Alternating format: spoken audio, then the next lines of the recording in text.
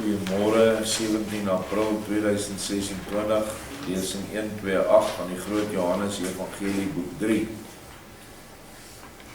Nou ja, ons is by die manne wat daar 'n gesprek het met die engel en twee van die oud fariseërs wat hulle self nou tot bekering gekry het.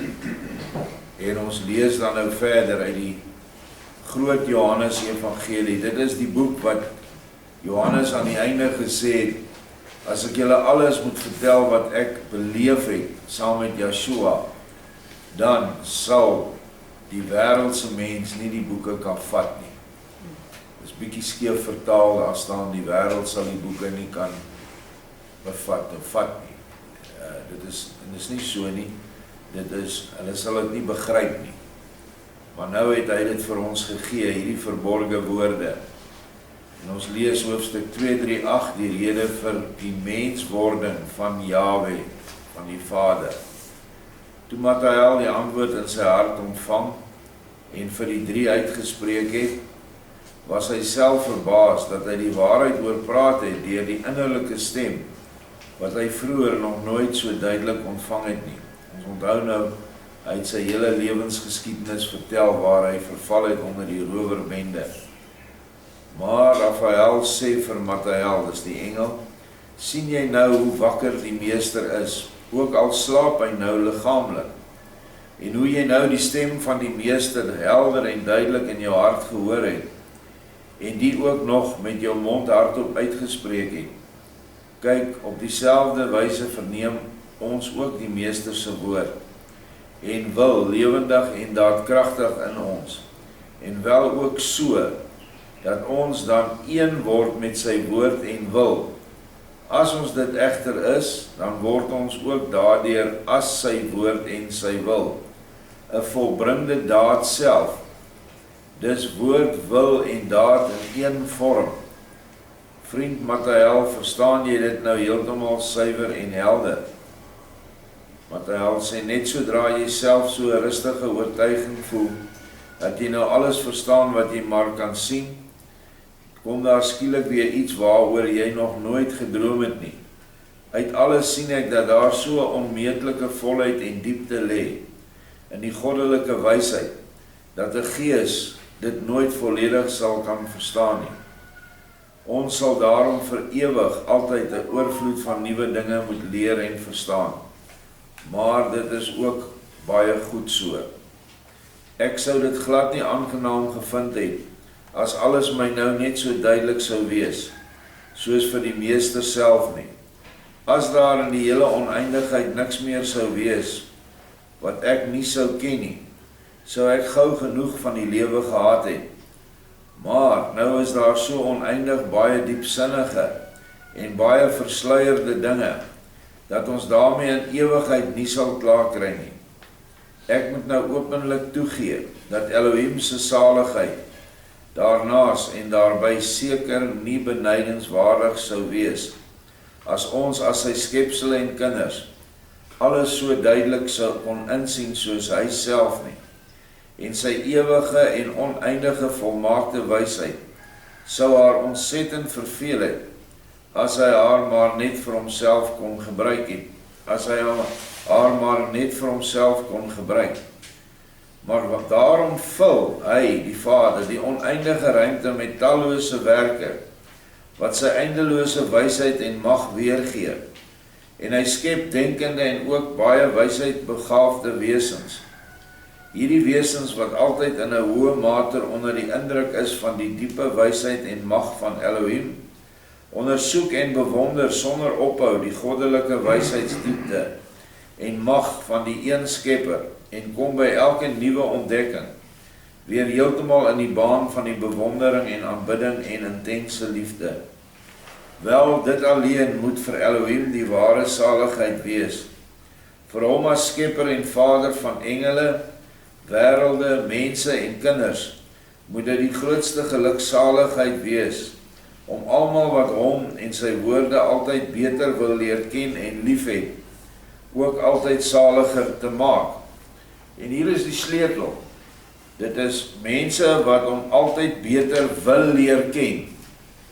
Dit is 'n wil wat jy moet opwek in jouself, om hom beter te leer ken, om sy leer beter te verstaan, om gehoorsaam te wees aan al die opdragte wat daar staan, en te verstaan hoe jy die opdragte moet verstaan, want dit is ook nog 'n ander groot probleem. Ons mense begryp nie die oorgang van die Ou Testament of Ou Verbond na die Nuwe Verbond nie. En dan verstaan hulle ook nie heeltemal wat in die Nuwe Verbond en die Nuwe Testament staan nie. Hulle wend dit aan, maar hulle dink nie wat hulle doen nie. Soos byvoorbeeld, ek het iets nou onlangs geplaas oor die waterdoop, wat Bertha dit vir ons gegee het. En nêrens in daai hele stuk staan daar dat die waterdoop verwerp moet word, afgestel is of iets nie. En omtrent 5 of 6 mense antwoord, maar dit is nou vals hierdie. Die waterdoop is die enigste. Maar die waterdoop sonder die gepaardgaande innerlike doop van die siel deur die Gees beteken niks.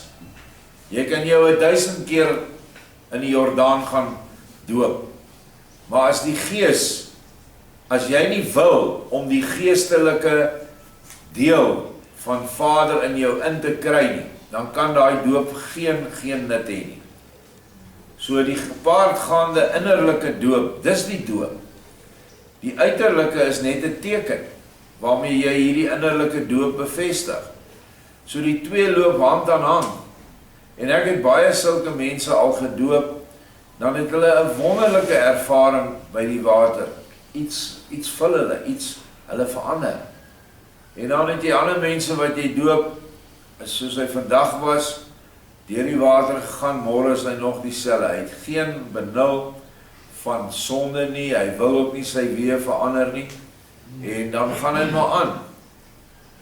So, dit is die dinge wat ons moet leer. Dieselfde met die nagmaal, die eet van die brood en die drink van die wyn beteken niks, as jy nie die suiwer leer van Yeshua en sy suiwer liefde in jouself wil laat ontplooi nie. Weereens, jy moet dit wil. Die brood en die wyn is net 'n teken daarvan, van die innerlike wil om reg te lewe binne die gebooie van die liefde. Om ons mense van hierdie aarde, julle engele en alle hemele, of engele van alle hemele, en alle skepsele van die hele oneindigheid, 'n des te groter saligheid te berei, kom hy, die Vader self, as mens na ons toe op hierdie aarde, om hom letterlik self as mens van vlees en bloed aan die ander mense te openbaar.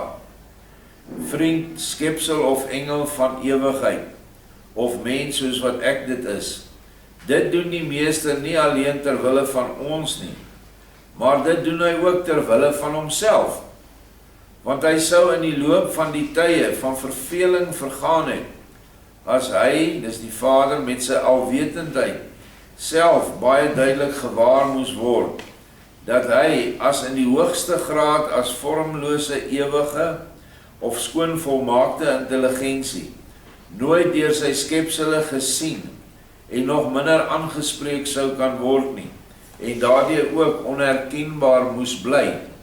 En so was dit in die Ou Testamentiese bedeling.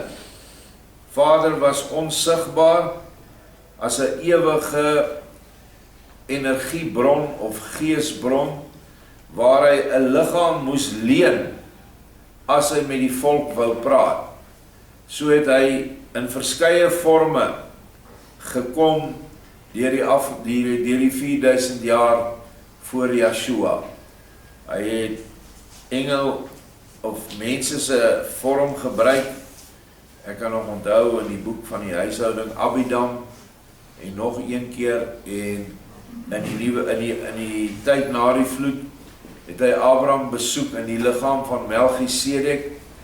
Hy het die kasteel Salem opgerig, waar Vader hierdie oneindige, onsienbare wese in 'n menslike liggaam, 'n engelliggaam, sigbaar was vir Abraham en sy nageslag. En daar staan geskryf, hulle het saam geëet, wyn gedrink, en Abraham het die tiendes gebring. So, was dit alles tydelike verskynings, maar 2000 jaar gelede het die Vader besluit, nou sal ek myself sigbaar vir almal maak, wat my lief het. En dit is wat gebeur het. En Vader en Seun is een. Sou dit dan nie baie vers 8, nie baie treurig vir 'n aardse vader gewees het, as hy byvoorbeeld 20 liewe kinders gehad het, wat almal blind en doof was, sodat die liefdevolle Vader dus nooit 'n woord met hulle kon praat, en hom ook nooit as mens deur hulle kon laat sien nie. Stel jou so 'n situasie eers lewendig voor. 'n Buitengewoon welgestelde vader met 20 uiterlik wondermooi gevormde kinders van albei geslagte, maar almal doof en blind. Die vraag is dan, sou so 'n vader nie al sy geld daarvoor gebruik het, om sy liewe kinders horende en siende te maak nie? Maar wat 'n verdriet sou hy hê, as daar in die hele wêreld geen middel sou wees om sy kinders te kan laat sien, kan hulle laat hoor en sien nie.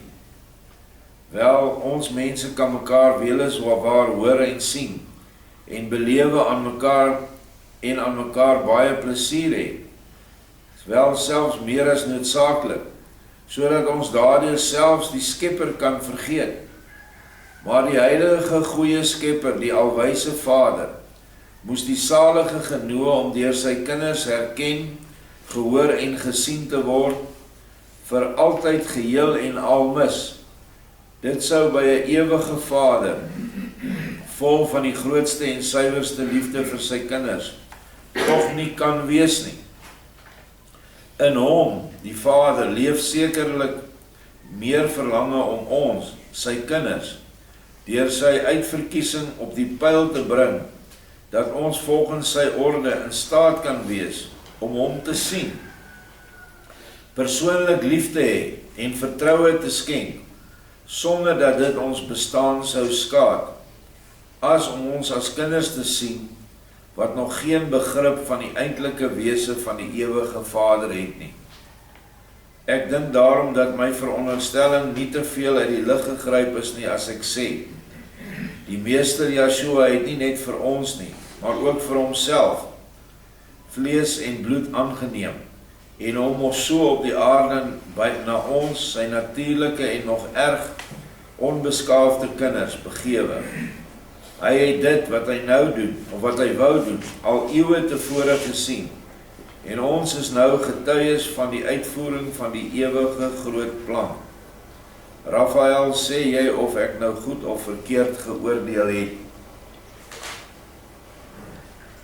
Hierdie is 'n wonderlike vergelyking wat hy hier gebruik, van 'n man wat 20 kinders het wat doof en blind is. En dit is hoe die wêreldse mense is. Hulle kom doof en blind in die wêreld in. Jy is doof en blind wanneer jy as kind groot word, vir geestelike dinge. Jy kan wel sien, jy kan wel hoor, maar eers met opleiding deur jou ouers, later deur jou onderwysers, en later deur jou geestelike organisasie waaraan jy behoort, kom jy op 'n vlak waar jy nou 'n bietjie kan sien en hoor. Maar dit is vir ons nou baie makliker, omdat ons die Nuwe Testament het, die Nuwe Verbond, omdat ons nou vir onsself visueel die Vader kan voorstel, in Yeshua, want Yeshua sê, ek en die Vader is een. Hy sê vir iemand, ek dink, een van die apostels, as jy my gesien het, was vir Thomas, nee, as jy my gesien het, het jy die Vader gesien. So waarom is daar enige twyfel, waarom word daar vir ons die mekaar gemaak met 'n onsienlike drie-enige of driekoppige God, wat die meeste kerke verkondig?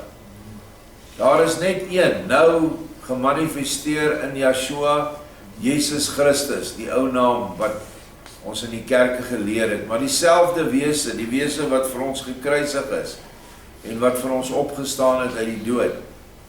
Dit is hy. Ek gebruik baie die voorbeeld, en ek kan dit miskien net hier bysit. Ek ek raak verlief op 'n meisie. Sy's pragtig, presies wat ek wil hê. Mooi gebou, blonde hare, al die dinge. Maar die meisie is 30 meter hoog. Ek kom omtrent net bokant daar enkels, dis omtrent, ek kom nie eens by haar knie nie. Wat kan ek met so 'n vrou doen? Ek kan haar net aangaal. Dis al, en my eie onvermoë om haar behoorlik lief te hê, kan ek maar net elke dag myself verwyd dat ek dit nie kan doen nie. En dit is dat Vader homself vir ons mens kom maak het, op ons vlak, sodat ons hom kan lief hê as 'n vader, as 'n broer, as 'n vriend. En uiteindelik, aan die einde van die tyd, is daar die bruidegom vlak, wat jy dan nog met Vader geestelik in die huwelik tree. Dis nie 'n werklike huwelik nie. Ek het dit al behandel, dis die eenwording van jou siel, in jou hart, met jou gees, wat ook in jou hart is. Dit is 'n volkome eenwording, waardeur daar dan 'n geboorte plaasvind, ons noem dit die wedergeboorte, en waar jy die krag gaan hê, om bo natuurlike dinge te kan doen, om juis Vader se evangelie en boodskap uit te dra, na ons mense toe. So, dit is 'n wonderlike ding, en ons moet, wanneer ons in die skepping ingaan, moet ons hierdie goed bedink, en moet ons nie die skepping met blinde oë en dowe ore aanskou nie, maar ons moet hom in alles sien, want hy is daar. Die hele skepping verklaar die bestaan van 'n skepper. Ons gaan aan by die volgende hoofstuk 2:3-9, die gedagte dat Elohim homself verveel. Raphael sê, vriend, nie jy het nou so geoordeel nie, maar die Meester self het jou die mening in jou hart gegee, en daarom moet dit goed wees. Ook Mirel sê, nee, wat jy alles hier hoor, is toch wel vreemd vir hierdie wêreld. En toch kan geen suiwer mense verstand iets daarteen inbring nie. Ons verveling, as ons skielik so wys en alwetend soos Elohim God sou wees, en ook Elohim se verveling in die goed voorgestelde situasie, dat sy skepsels, kinders en selfs engele hom nooit sou kon waarneem, voel, hoor en sien nie. Nee, dit is werklik twee beskouwings en oordele, waarvoor die dieper nadenkende mens noodgedwonge alle respek moet kry. Daaroor het nog niemand uit die tempel ooit gedroom nie, en toch is dit waar. Ek kan nou dink en gevolgtrekkings maak wat ek wil, en geen verweer vind nie, hoewel die uitdrukking Elohim se verveling, in aanhalingstekens, iets wat vreemd klink.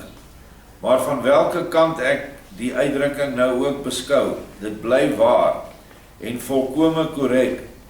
Nou dring daar nog 'n baie passende voorbeeld ter verdere verklaring van hierdie heeltemal nuwe waarheid aan my op, en dit kan ek tog nie van julle weerhou nie. Nou, hierdie man is 'n voorstelling van die einde van die tyd se mens wat uit die kerk uitgekom het. Hy hoor hierdie goed, is dinge waaroor nog nooit in die kerk gepraat is nie, oor die menswording van Elohim en die feit dat hy onsigbaar vir ons was en dat daarmee saam 'n baie eintlik 'n swak verhouding tussen ons en hom was, en nou, deurdat ons hom kan sien, het dit alles verander. Die kerk gaan nie so diep in die goed in nie. Al wat hulle ingaan is in hulle kerk dogmatiese leerstellings en uit hulle mense oorleweringe. Daaroor sal hulle jou baie buite die Bybel vertel. Hierdie is wel buite die Bybel, maar dit is nog steeds die woord van God. Woord is Yeshua self. Alhoewel hy nie nou hier self praat nie, laat hy hierdie bekeerde kinders van hom praat. En omdat hy dit opgeskryf het en deurgegee het vir Jacob Lorber, kan ons verseker wees dat hy geen onwaarheid vir ons sal deurgee nie. Dit is hoe ons dit moet kyk. Nou sê Matthyael van broeder, vertel dit dadelik, want uit 'n verrykte gemoed met soveel ervaring, kan maar alleen iets waar, goeds en vir hierdie saak baie bruikbaar te wagte wees. Daarop sê Miraal, dit is nie die ware rede nie, maar dit is omdat julle dan kan sien, hoe ek dit nou alles verstaan het. Ek stel my 'n mens voor, wat alle wysheid besit, en hom heeltemal alleen op hierdie aarde bevind. Hy sou graag die ander mense, as hulle daar was, sy volle vertroue wou skenk. Hy soek die aarde tot in al haar hoeke, noukeurig deur, en vind geen lewende en denkende wese nie. Sy groot wysheid word hom tot 'n las, want wat hy ook al maak en doen, dit word deur niemand gesien en verstaan nie. Hoe sou dit so 'n mens met die verloop van tyd beïnvloed? Sou hy nie in vertwyfeling verval nie? Sou die verskriklikste verveling hom nie heeltemal verteer nie? Hoe onbeskryflik aangenaam sou hy dit nie vind, as hy eintlik ergens 'n onbeduidende maagd of ook maar 'n ruwe knegt sou vind? Met watter onbeskryflike liefde sou hy hom nie oor die fonds ontferm het nie? Oor daarin is dit duidelik te sien wat die een mens vir die ander beteken, en wat 'n saligheid dit is om aan 'n naaste goed te doen, deel van die 2 groot gebooie. Wat 'n verskriklike lot sou dit nie gewees het, om as mens op die hele aarde geen tweede mens te kon vind om 'n weldaad te bewys nie. Alleen al daarom is die liefde 'n suiwer hemelse lewenselement, omdat die moontlikheid om haar deur dade aan ander mee te deel, 'n mens baie ongelukkig sou maak. Dink ek die woord reg gelees nie, omdat die onmoontlikheid om haar deur dade aan ander mee te deel, 'n mens baie ongelukkig sou maak. Wat sou 'n sanger aan die ontroerende klank van sy stem gehad het, wat net so klink, soos 'n goed gestemde harp, as hy vir ewig alleen daarna sou moes luister? As 'n voeltjie eensaam in die bos van boom tot boom spring, en met sekere klaande, vraende geluide sy soortgenootjies soek, en nie vind nie, word hy angstig, hy verstom weldra, word treurig en verlaat gou die leë bos. Reeds met die besit van soveel liefde is dit duidelik dat hy sigbaar sal verlang na sy soortgenote, hoeveel te meer dan 'n begaafde mens met 'n diep gevoel, gees en rede. Wat baat dit hom om alle groot kundighede en talente te hê, as hy niemand daarmee behalwe homself kan help nie? En aan die hand van hierdie waarneming kan ek dan ook gevolglik aanneem, dit wil sê volgens ons menslike begrippe, dat dit vir Jahwe Elohim uiteindelik tog baie saai moes geword het, hoewel hy tog die hele oneindigheid vol onoortrefbare, wonderlike wêrelde om hom heen gehad het, maar waarop geen lewende wese sou bestaan, sodat hulle, wat hy uit sy liefde geskape het, hom sou ken en lief hê, en dat hy baie genoeg sou belewe aan die tallose wonderwerke van sy wysheid, mag en krag nie. Maar om hom te kan ken en lief te hê, moet die Skepper, die skepsel, en die Vader, die kind, so tegemoet kom, en hom so aan hom openbaar, dat dit vir die skepsel, en veral vir die kind, moontlik kan wees om die Skepper, die Vader, as sodanig te ken. En as aan hierdie voorwaarde nie voldoen word nie, het Elohim te vergeefs engele en mense, en ook alles wat bestaan geskape.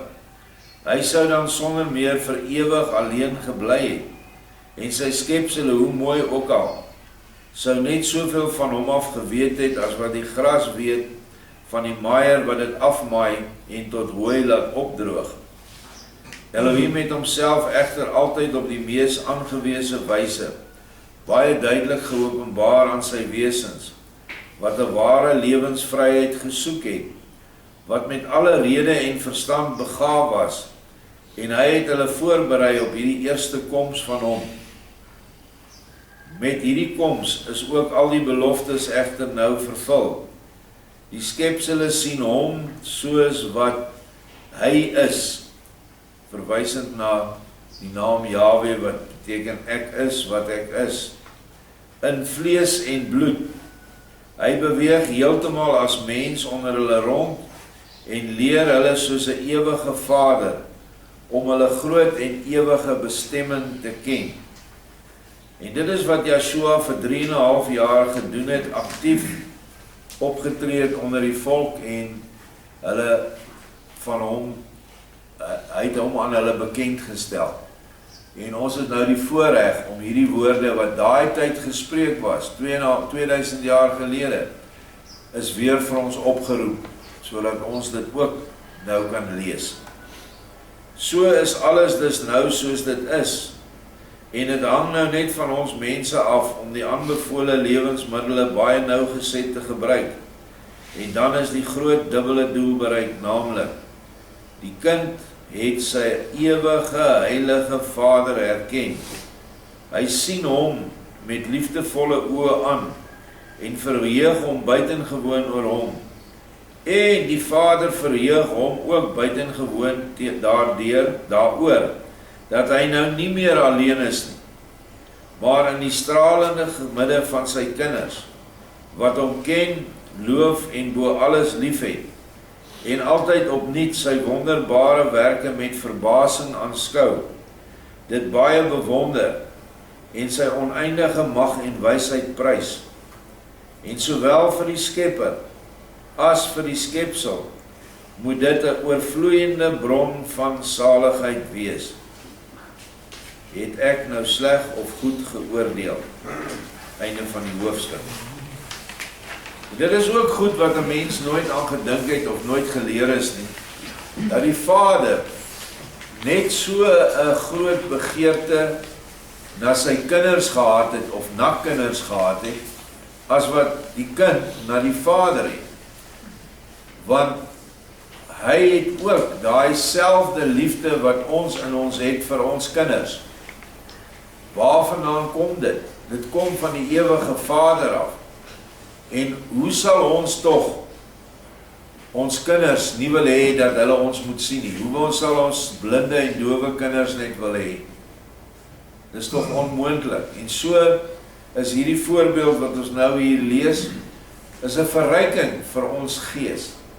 Dat Vader net soveel saligheid en genot daaruit put om sy kinders te sien doen wat hy sê.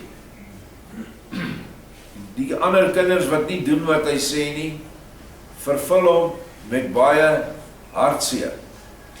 Maar dit is soos 'n stout kind in die huis. Jy gaan hom nie heel nou verwerp nie. Daar is mense wat dit doen.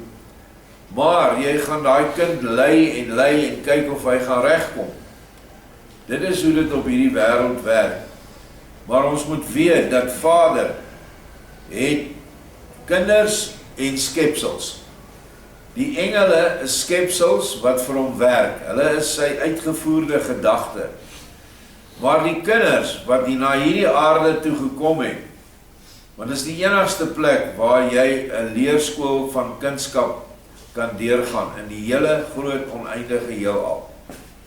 En dit is ook omdat die Vader hier mens kom word het. Maar is ook hier wat die kern en die krag van Satan ook ingedruk is in hierdie aarde. En wat ons hierdie groot stryd moet stryd teen die bose. En tog het Vader vir hom kinders gevorm in hierdie hele proses. Ek en jy kom op die aarde, ons word bemagtig, ons kry 'n druppel van sy gees, ons siel leef, die liggaam is net 'n omhulsel, is net 'n ruimtepakkie, maar dis noodsaaklik dat ons in die vlees moet wees, sodat die vlees vir ons begeertes opwek by ons, en die gees van Vader begeertes opwek.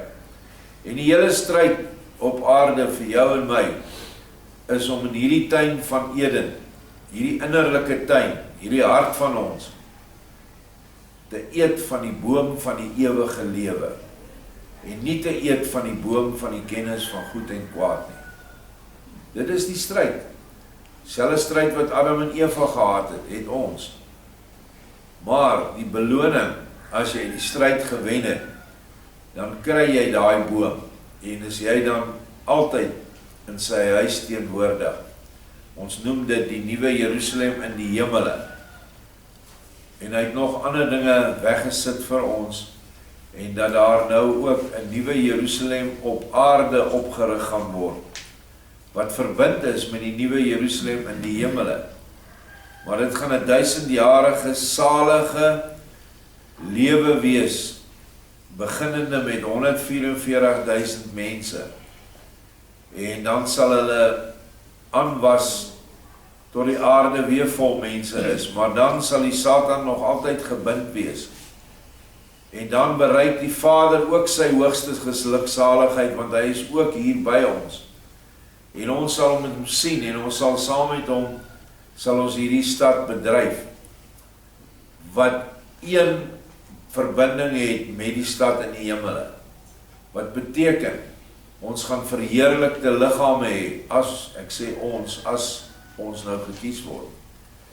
En die mens gaan dan 'n direkte kommunikasie hê met die hemelse wesens, soos wat Adam en Eva dit gehad het, voordat hulle gesondig het.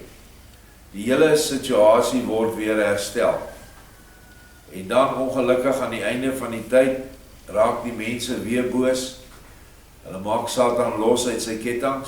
Hoe maak jy Satan los uit sy kettinge? Jou eie vrye wil, begeertes van die vlees. Dan kom daai demoniese magte weer op die aarde. Dan sê die skrif ons is daar 'n baie groot oorlog, en dan word Satan vir ewig verslaan. En wat gebeur na die 7de dag? Dan kom weer die eerste dag. En dan gaan dit maar weer so voort in siklusse. So dit hou nooit op nie. Maar die wonderlike is dat Satan gebind word, en dat die skool wat Vader opgerig het op aarde, die nuwe Jerusalem op aarde, sal 'n lewensskool wees, gaan verskriklik baie wedergebore kinders lewer vir die hemele. En dis al waarom hy dit gedoen het, sodat dit vir die gevallenes makliker kan wees om nou die nuwe Jerusalem in die hemele te bereik. Want sodra hulle opgeneem is in die nuwe Jerusalem op aarde, is hulle direk opgeneem in die Jerusalem in die hemele. Dit is omdat hy ons so lief het, en omdat hy sy kinders wil sien, en hy wil met hulle omgaan, en hy wil hulle met hulle sy skepping vir hulle wys. En ons weet nou al dat die 1000-jarige vrederyk 'n fantastiese skepping sal wees. Hy sê geen oor het gehoor en geen oog het nog gesien wat hy vir ons voorberei het nie. Hy praat van dat die mooiste paradysagtige omgewing wat ons nou ken, sal die ergste woestyn wees op hierdie nuwe aarde. So dit gaan net iets ongeloofliks wees, waar die os en die leeu saam gaan wy, waar die Bybel vir ons sê, die kind by die adder van by 'n gat van 'n adder gaan speel, en waar ons, weer soos Adam, met die diere kan kommunikeer, en 'n ongelooflike vreugde gaan ervaar in die skepping. Inteendeel, ons sal met die res van die skepping ook kan kommunikeer, op hulle vlak. Want 'n plant kan met jou kommunikeer. 'n Plant ervaar jou uitstraling. 'n Plant ervaar, as daar liefde in 'n huis is, dan floreer 'n plant. Hulle het toetse gedoen, speel vir hierdie verskriklike metallic musiek, dan vrek die plant. Hy kan dit nie maak nie. Maar as daar strelende, pragtige tipe van melodieë gespeel word, dan floreer dit. Dieselfde met die voeltjies in die hemel, die voeltjies in die oggend. Hoekom is daar voeltjies wat dan in die oggend so oral hulle gaan mal? Dan maak die plante wakker. sodat die plante hulle werk kan begin doen. 'n Ou het dit gedoen, hy het groot luidsprekers in sy mielielande gesit, en hy het met sonsopkoms, het hy ding op 'n tydbeheer gesit. Dan kom die pragtigste, strelendste klassieke musiek, speel hy dan oor hierdie lande, en hy beweer hy het geweldige toename gehad in sy oes.